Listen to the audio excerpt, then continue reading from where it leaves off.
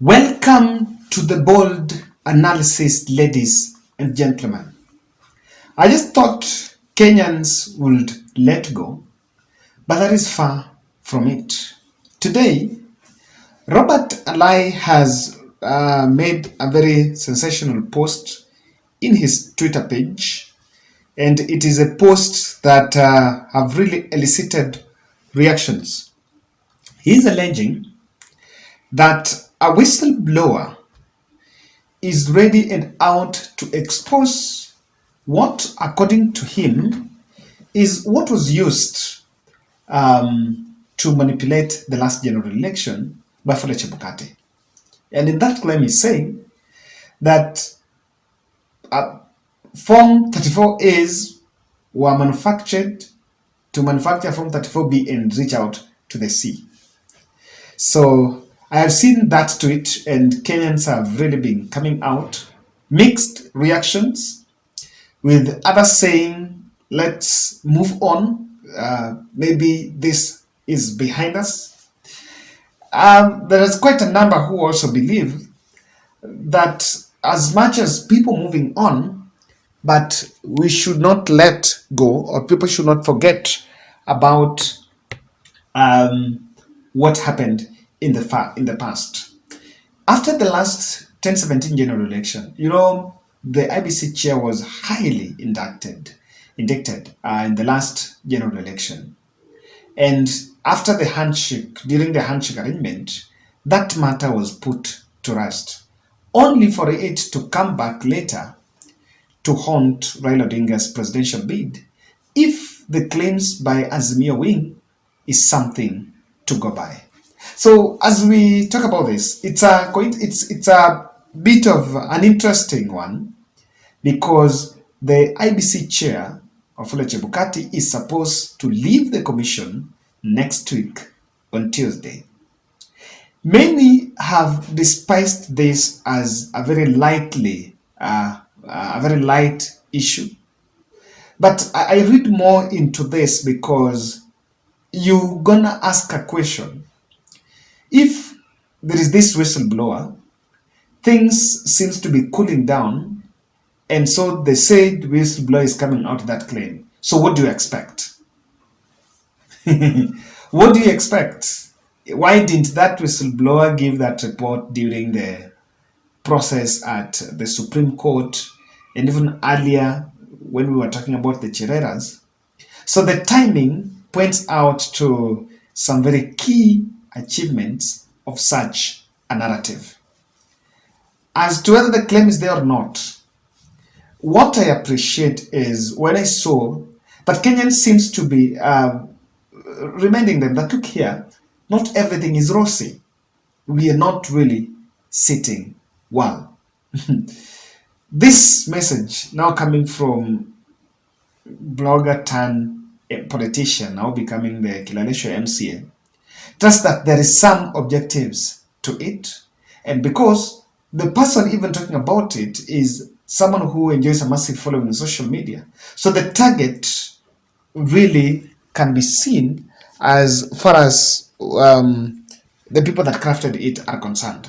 So for me, I will not want to go into the direction of whether it's something that we can have here or not, or there's a discussion. It's not about the timing, because as you know now, we are going into the second phase of reforms at IBC, because the whole commission seems to be going home. Okay, 5 are going home. We're yet to confirm whether Masita is going to remain, and we are getting into the process of getting new commissioners, and then from that things are starting to roll. So there's some 3 aspects that I see, 3 observations I see from Robert Alai's claim, or whistleblower claim. This claim is coming immediately after Nyanza tour. The Nyanza tour was a tour that was crafted for legitimacy. And of course, President Ruto is the President of the Republic of Kenya, and when he wants to go everywhere, he can go. Raila Odinga found himself between a rock and a hard place, because he had one option to let allies withdraw, and William Ruto to run the show with maybe the state organizers and so. But also another option is to make sure that he's not seen as a man who doesn't want development for the people, someone who is sabotaging and wants poverty. Remember, the rebels had already tried to run a narrative on liberation struggle. So that, at the end of the day, decided now let ODM swing into action. But with ODM presence, seeing even Raila Odinga's brother, Buru Odinga, James Orengo, and the senators, the governors from the counties, it boosted William Ruto legitimacy. In fact, as we talk now, there are people who now have softened their stand, and they feel like, okay, I think this is now we've settled and things are going on. And that's why when Robert Lay brought that claim, he really received some bashing. So, President, or rather, what I see is Azimio team wants to make sure that the legitimacy is reduced, that we still have a discussion about election reforms. It's not anything to do with what Chebukati did or not. It might not be about 2022 August, because that cannot be undone, and whatever evidence that is there cannot be presented anywhere. And okay, even if it can be presented somewhere or anywhere, but it will not change. It cannot overturn the way things are. It does not add value into anything, but it brings a discussion about election reforms. That's one thing, that is it. Number two, I think as Chebukati makes an exit, what the UDA team have successfully done is to sell a sanity and a heroic card on Wafula Chebukati. So that card of the chair being a hero of the year and so was successfully crafted to show that he did things in the interest of the country, and that the results that he announced are supposed to be taken as legitimate. Or rather, it also puts into legitimacy of the president. So what they have decided to do, and what I can also read in Robert Alai's statement, is that he could be coming up with this to counter that sanity card. Because at the end of the day, the truth still remains standing tall that something was amiss. Things did not go on right. That one no one else is disputing. But I see, I analyzed to you guys that the chair is supposed to release an audit report of the last general election on Monday the 16th before he leaves on Tuesday. And that audit report is of 20. I don't know if it's the annual report. I may think it could be the annual report, or it could be the audit report of the last general election. And that report will come out to show what happened. But as I say that, my speculation could be that the report could be coming out to show what he did right. And so this narrative comes out, and if the report is coming to mention other people and blame other people, then this narrative already goes for the head of the chair.